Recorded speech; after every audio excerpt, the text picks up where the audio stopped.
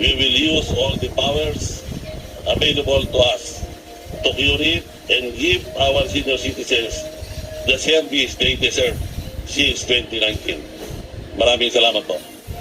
The first member to interpolate, may we ask the resource person, of course represented by the chair of the commission, if you have a brief speech to deliver or any presentation. Thank you very much, Your Honors, Mr. Chair, Chairperson Joseph Stephen Paduano, Chairperson Rodolfo Ordanes, members of the two committees, good morning.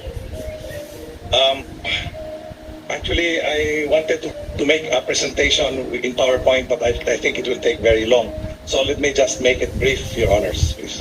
Your presentation, please submit na lang sa committee. Opo. Thank you. Thank you. Please proceed. Your Honor, the law, Republic Act 11350 was passed on July 25, 2019. And this is one law which was created in no time at all, only in 6 months, natapos po ang batas. So it was really a proof that this law is landmark. However, Your Honor, the commissioners were appointed starting 2020. So on January 2020, Commissioner Idaya Patron was appointed. And on May 2020, Commissioner Gloria Mercado was appointed. She is now at DepEd. And then on September 2020, this representation was appointed. Being commission, Your Honors, we could not conduct a quorum considering that the majority of 4 must be present of the 7. There are supposed to be 6 commissioners and 1 chairperson. However, even despite that, we would like to point out, Your Honors, that 2020 was the beginning of the COVID year. And so this representation was not able to take any brave plane ride at all. So as I started my work, I had to move via vehicle and Roro all throughout the country. We started business only in February of 2021. And that means that for 1 year, we were on the preparation stage. On our preparation stage, however, as I took my oath, I immediately went into the implementing rules and regulations. And the Senior Citizen Party List will bear us out that immediately in October and November of 2020, we already called for public hearing for the implementing rules and regulations, knowing that under the law 11350, we were given 180 days to make the IRR. And 180 days from July 2019 is really already almost beyond. However, like we said, the preparation of the IRR, even as we did it, could not be discussed by the Commission knowing that it lacks membership. And then, therefore, we had to go to DBM, ask that we be given the necessary complement. And so as early as October 14, 2020, the first month of my appointment, Your Honors, we wrote DBM our requests for the creation of positions. And so, like we said, the IRR, which contains, by the way, the strategies, the methods, and the core programs, was passed and was made final only in October 19, 2021. The reason is the IRR is a conglomeration of all the agencies being consulted. We were required to consult the ILG, DBM, and all other agencies pointed out as what was necessary by law. So, Your Honors, looking at it from that point of view, the late starting of the commission was on account of appointments. Subsequently, on 2022 January, another commissioner came. 2021 January was Commissioner Edwin Espejo. And the next commissioner was appointed January 2022. That was the 5th. And then the 6th and 7th, March 4, 2022, just when election was to be approaching. So if you look at it, Your Honor, we were complete and full only on March. The needs for the complements will have to be met, and they became final only in October 19, 2021. The reason is the IRR is a conglomeration of all the agencies being consulted. We were required to consult the ILG, DBM, and all other agencies pointed out as what was necessary by law. So, Your Honors, looking at it from that point of view, the late starting of the commission was on account of appointments. So, the regular employees.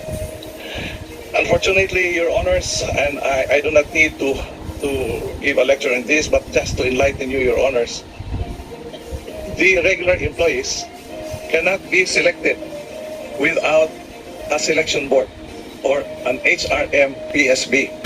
And so the first thing that we asked our head, which is Malacanang, the Office of the President, is, can we ask Malacanang to lend us an HRM PSB? What is funny here, Your Honors, is the HRM PSB must be regular employees. You cannot have casual or co-terminus employees out from the HRM PSB. So when we went to the Office of the President at the time was so busy, they passed us on to the DSWD. Therefore, Your Honors, it was on 2022 that DSWD finally acceded to help us to find regular employees. Right now, Your Honors, we are waiting for DSWD to give us the resolution of their HRM PSB so that from the short list of those they have initially chosen to have the basic minimum requirement met, we will already be able to choose our regular employees. In short, Your Honor, I was teasing one of a high government official by saying, it appears that government cannot create itself. The creation of the National Commission of Senior Citizens was there from the point of view of law, but there was no process that could make it even faster because the HRM PSB will be the one to give to us the list. Since we didn't have any HRM PSB, we have to rely on and lean on another government agency. As a consequence, Your Honor, not only do we don't have an HRM PSB, we also don't have a Bids and Awards Committee, Your Honor. Because Bids and Awards Committees are supposed to consist of regular employees from high level to lower level. That explains why, Your Honors, we could not have an office for our own. We could not even purchase capital outlay for our purpose because we don't have a bank. And the procurement law is very clear. No procurement with no Bids and Awards Committee. Therefore, Your Honor, until this point in time, we do not have a bank and we are waiting for the DSWD recommendations so that we can form not only our HRM PSB and our bank. We would like therefore to assure Congressman Ordanes that even as we have done our best, this government will have in the concept of the whole of government to put our acts together. We are actually being supported warmly by Secretary Erwin Tulfo by accelerating the pace of the selection. And yet, since notices have to be made, interviews have to be done, shortlisting have to be done, we are hoping that this week, or hopefully in God's time, next week, we will get our list of employees that we can choose from as our regular employees. Having said all this, Your Honors, we would like to assure Honorable Ordanes that we have made all our plans. We have our 5-year plan. The IRR is in itself a plan, and it contains the thoughts and the plans of the party list. All the ideas of the senior citizens party list have all been integrated in the implementing rules and regulations. Your Honor, I would like to say we will thank Congressman Ordanes and Congressman Paduano for this opportunity, calling government to quicken the pace of the creation of NCSE. Having said all this, we would like to invite the attention of the members of this august body that all our accomplishments are given in the Facebook. The official Facebook page that we have contains the actions and our interactions. We have been consulting the senior citizens as to what should be done first.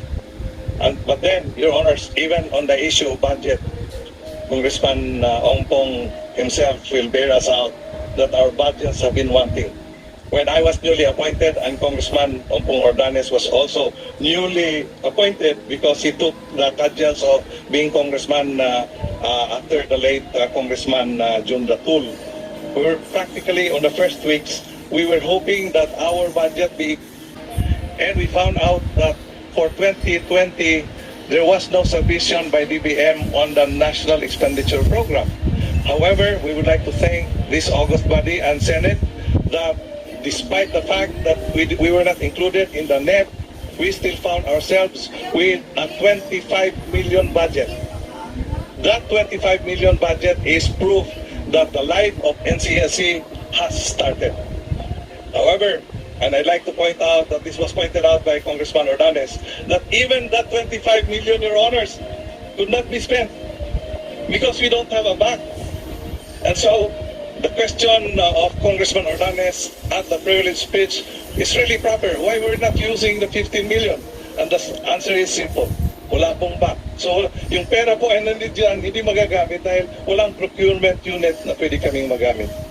With all this that I've said, Your Honor, I have a long list of things and accomplishments that I have made, and the Commission has joined me in all this.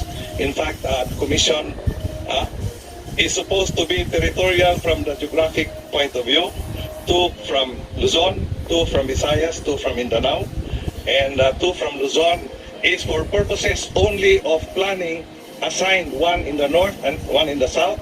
For Visayas, 1 in the east and 1 in the west. For Mindanao, there are 3 regions, and we have divided it evenly. We are really hoping that you can even help us because right now there is a vacancy of 1 commissioner.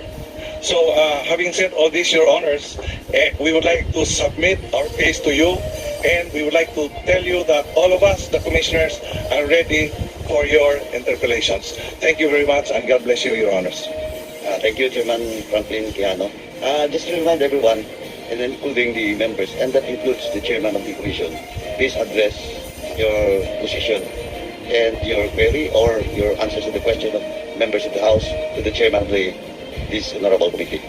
Just to remind you, Chairman Quijano. Ano ang reaksyon mo dito? Abangan po ang ikatlong parte nito at sasagutin ng NCSC ang lahat ng katanungan at paglilinaw sa kanila na importanteng malaman ng lahat ng seniors sa bansa